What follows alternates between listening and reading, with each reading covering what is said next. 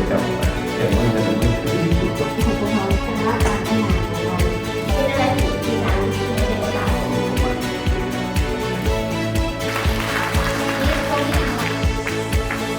เขาพอทำอะไร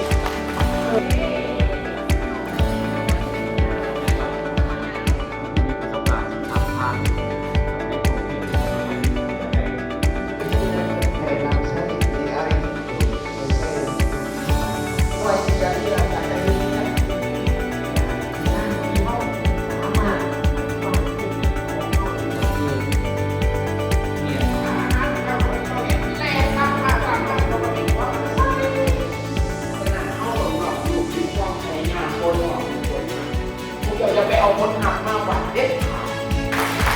ไปเชื่อไป